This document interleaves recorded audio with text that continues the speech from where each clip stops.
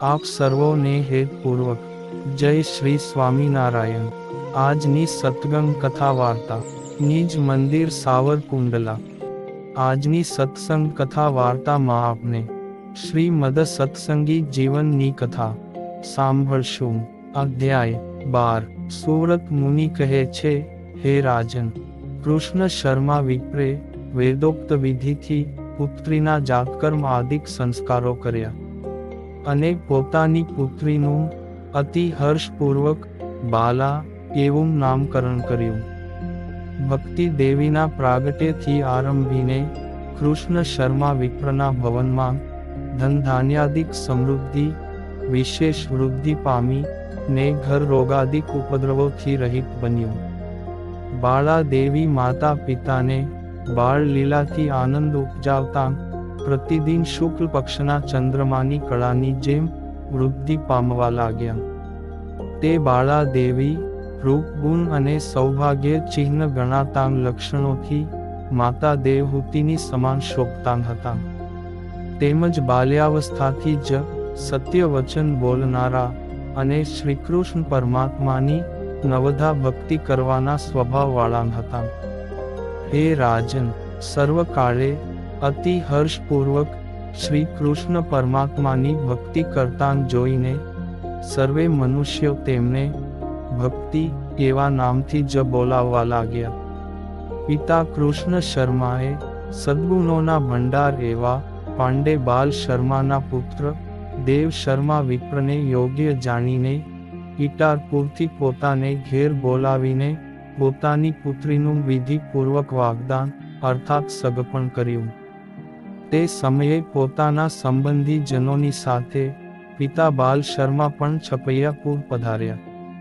તિવારી કૃષ્ણ શર્માએ તે સર્વેનું સ્વાગત કર્યું અને પોતાની પુત્રીને બાલ શર્માના પુત્ર દેવ શર્મા સાથે પરણાવી। પરસ્પર યોગ્ય આ દંપતીને સર્વના કલ્યાણકારી શિવ પાર્વતી સમાન અતિ પ્રેમવાળા જોઈને સર્વે મનુષ્યો વારંવાર પ્રેમપૂર્વક તેમની પ્રશંસા કરવા લાગ્યા। સુંદર સરળ સ્વભાવના અને ગુણોના નિધિ પોતાના જમાઈ દેવ શર્માને સસરા કૃષ્ણ શર્માએ પોતાના ભવનમાં જ નિવાસ કરાવ્યો। વિપ્રોમાં શ્રેષ્ઠ વિદ્વાન દેવ શર્મા પોતાના પિતા બાલ શર્માની આજ્ઞા અને પત્ની ભક્તિ દેવીની અનુમતિથી પોતાના સસરા કૃષ્ણ શર્માને પ્રસન્ન કરવા તેમના ઘેર છપૈયાપુરમાં જ નિવાસ કરીને રહ્યા। સુવ્રત મુનિ કહે છે કે, હે રાજન, વિપ્રવર્ય બાલ શર્મા કેટલાક દિવસો સુધી ત્યાં છપૈયાપુરમાં કૃષ્ણ શર્માને ત્યાં નિવાસ કરીને રહ્યા પછી બાલ શર્માએ ઈટારપુર જવા પ્રયાણ કર્યું ત્યારે પુત્રવધુ ભક્તિ દેવીને રૂડી શિખામણના વચનો કહેવા લાગ્યા કે, હે કલ્યાણી, તમારું સદાય મંગળ થાઓ। તમે મારું હિતકારી વચન સાંભળો। તમે સારા સુશીલ પતિવ્રતા નારી થાઓ અને પાપથી હંમેશા ડરતા રહો એવા મારા રૂડા આશીર્વાદ છે। કારણ કે પતિવ્રતા પોતાના શરીરમાં જેટલા રૂંવાડાં છે તેનાથી 10,000 ગણા કરોડ વર્ષ સુધી પતિની સાથે સ્વર્ગમાં મહાસુખને ભોગવે છે। જેને ઘેર પતિવ્રતા નારી પુત્રી રૂપે જન્મે તેની માતાને ધન્ય છે અને પિતાના ભાગ્યનો કોઈ પાર નથી। તેમજ જેને ઘેર પતિવ્રતા નારીનો નિવાસ છે તે પુણ્યવાન પતિ પણ ધન્ય ભાગી છે। જે પુરુષનું 100 જન્મનું પુણ્ય ઉદય થાય તેને ઘેર જ ધર્મનિષ્ઠ પતિવ્રતા નારીની પ્રાપ્તિ થાય છે। પતિવ્રતા નારીના પુણ્ય પ્રભાવે પિતા, માતા અને પતિના 3 વંશના મનુષ્યો સ્વર્ગના વૈભવ સુખ ભોગવે છે।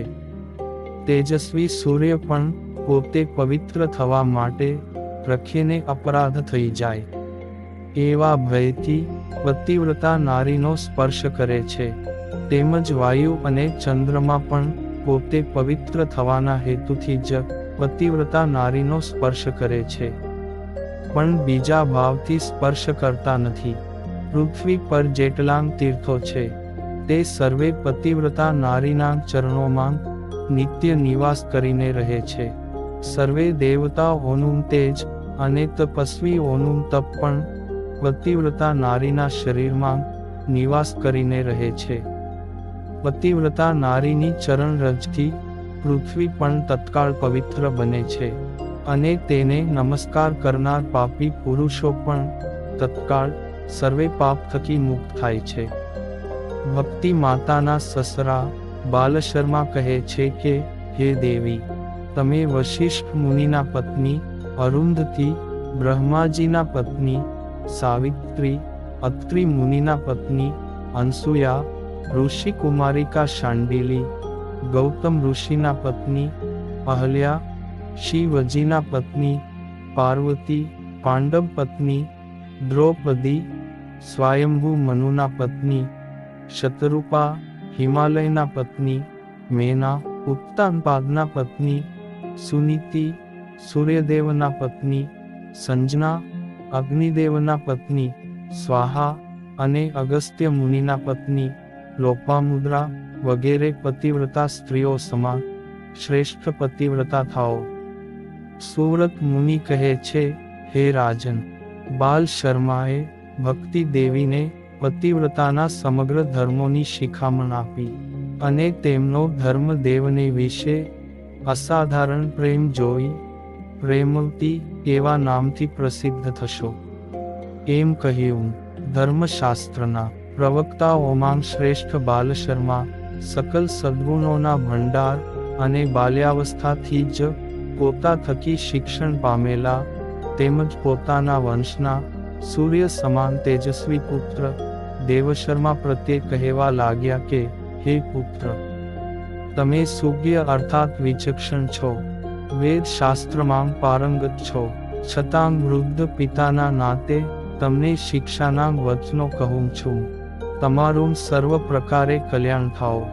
હે પુત્ર, તમારે નિત્ય સ્નાન, સંધ્યા, જપ, હોમ, સ્વાધ્યાય, પિતૃતર્પણ, દેવતાઓનું પૂજન, વૈશ્વદેવ અને અતિથિઓનો સત્કાર આટલું આવશ્યક કર્મ પ્રતિદિન અવશ્ય કરવું. જે પુરુષની પત્ની સદ્ગુણી હોય તે જ પુરુષ ગૃહસ્થ ધર્મનું યથાર્થ પાલન કરી શકે છે. તમારા આ પત્ની પ્રેમવતી ઉંમરમાં નાના હોવા છતાં પતિવ્રતાના ધર્મમાં નિષ્ઠાવાળા મને જણાય છે.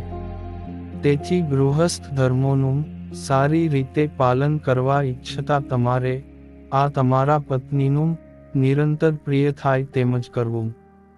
ધર્મપ્રિય અને ગુણવંતી આ તમારા પત્નીનું ક્યારેય અપમાન ન કરવું. તમારે સમીપ સંબંધ વિનાની અન્ય સ્ત્રીઓનો ક્યારેય સ્પર્શ ન કરવો. તેમાં પણ વિશેષપણે કરીને વિધવા સ્ત્રી કે અમંગળ સ્ત્રીઓનો સ્પર્શ તો ક્યારેય ન કરવો. જીવ રહિતનો દેહ જેમ ક્ષણવાર માંગ અપવિત્ર બની જાય તેમ પતિ વગરની નારી સારી રીતે સ્નાન કરે છતાં પણ સદાય અપવિત્ર જ રહે છે. સમગ્ર અમંગળ પદાર્થોમાં વિધવા સ્ત્રી અતિશય અમંગળ છે. વિધવા સ્ત્રીના દર્શનથી પુરુષને કોઈ પણ કાર્યની સિદ્ધિ થતી નથી. તેથી અજાણતા જો તેનો સ્પર્શ થાય તો માત્ર સ્નાન કરવું અને જાણીને બુદ્ધિપૂર્વક તેનો સ્પર્શ કરાય તો એક દિવસ ઉપવાસ કરવો. તે હેતુથી કલ્યાણને ઈચ્છતા પુરુષે વિધવા સ્ત્રીનો સ્પર્શ કરવો નહીં અને તેમના આશીર્વાદ પણ વિષ સમાન હોવાથી ગ્રહણ કરવા નહીં. હે પુત્ર, પોતાની પત્ની વિના અન્ય સમીપ સંબંધી માં, બહેન કે પુત્રી હોય તે સાથે પણ ક્યારેય એકાંતમાં બેસવું નહીં. મદ્ય, માંસ પર દારાગમન, ચોરી, પોતાની કે પારકાની હિંસા તેમજ જાતિથી ભ્રષ્ટ કરનાર કર્મનો સર્વ પ્રકારે દૂરથી જ ત્યાગ કરવો. ચારેય વર્ણના પુરુષે પરસ્ત્રી પ્રત્યે ક્યારેય પણ ગમન ન કરવું. કારણ કે પરદારાગમન મનુષ્યના યજ્ઞ યાગાદિક ઇષ્ટ કર્મોના પુણ્ય તથા પૂર્તકર્મ અર્થાત વાવ કુવા વગેરેના નિર્માણ કાર્યથી પ્રાપ્ત થયેલું પુણ્ય અને આયુષ્યનો પણ ક્ષય કરનારું છે. પર દારાનું સેવન પુરુષના આયુષ્યને જેવું અહિત કરનાર છે તેવું આ લોકમાં અહિત કરનાર બીજું કોઈ કર્મ નથી. હે પુત્ર, જે પુરુષો પરસ્ત્રીને કામ ભાવે કે દુષ્ટ મનથી નિરખે છે તેવા પુરુષો જન્મથી જ રોગિષ્ઠ બને છે. જે મૂઢ પુરુષો પર સ્ત્રી પર કામ ભાવે દ્રષ્ટિ જોડે છે તે પુરુષો જન્મથી જ અંધ બને છે. જે પુરુષો કામાસક્ત થઈને દુરાચાર માંગ પ્રવર્તતા થકા વિજાતીય પશુ કે પુરુષને વિશે મૈથુન કરે છે તે દુર્બુદ્ધિ વાળા પુરુષો જન્મથી જ નપુંસક થાય છે.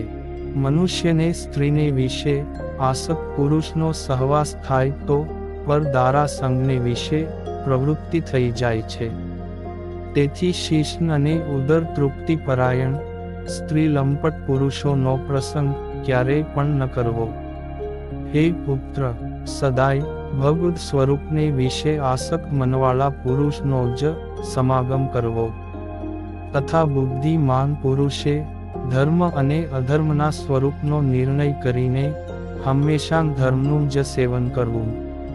કારણ કે પરલોકમાં સહાય કરનારો કેવળ ધર્મ જ છે, પણ બીજો કોઈ નથી. તેથી તમે બંને સદાય ધર્મપરાયણ રહેજો. હે પુત્ર, દરેક મહિનાને વિશે શુક્લ પક્ષ અને કૃષ્ણ પક્ષની બંને એકાદશીનું વ્રત તમારે બંનેએ આદરપૂર્વક કરવું. કારણ કે અન્ય સર્વે પ્રકારના વ્રતો થકી એકાદશીનું વ્રત સર્વશ્રેષ્ઠ છે. જેના અનુષ્ઠાનથી સ્ત્રી અથવા પુરુષ આ લોકમાં ભુક્તિ અર્થાત આ લોક સંબંધી સુખ અને મુક્તિ અર્થાત પરલોકને વિશે ભગવાન સંબંધી સુખને પામે છે. તેમજ દર વર્ષે ભગવાનના જે જન્માષ્ટમી આદિ વ્રતો અને તેના ઉત્સવો તે પોતાની શક્તિ અનુસાર કરવા અને ઉજવવા. ભાદરવા સુધી ચતુર્થીને દિવસે ગણપતિનું વ્રત આદર થકી કરવું તથા મહાવદી ચૌદશને દિવસે શિવરાત્રિનું વ્રત કરવું. આ બધા વ્રતો ભગવાન શ્રી કૃષ્ણની પ્રસન્નતાને અર્થે કરવા. શ્રી રામચંદ્રજીના મહાન ભક્ત હનુમાનજી આપના કુળદેવ છે. તેથી આસો વદી ચૌદશને દિવસે તેમનું પૂજન કરવું. નૈષ્ઠિક બ્રહ્મચારી શ્રી હનુમાનજીને તેલથી સ્નાન કરાવવું, સિંદૂરથી અંગોમાં લેપન કરવું અને કરેણ તથા આકડાના પુષ્પોની માળા ધારણ કરાવવી. અડદના વડાનું નૈવેદ્ય તથા ગોળ ધાણા વગેરેનું પણ યથાશક્તિ નૈવેદ્ય ધરાવવું. આ પ્રમાણે યથાશક્તિ ને યથાભક્તિથી પૂજાયેલા હનુમાનજી સંકટ સમયે સ્મરણ માત્રથી તમારા સર્વ સંકટોનું નિવારણ કરશે. તેમાં કાંઈ સંશય નથી.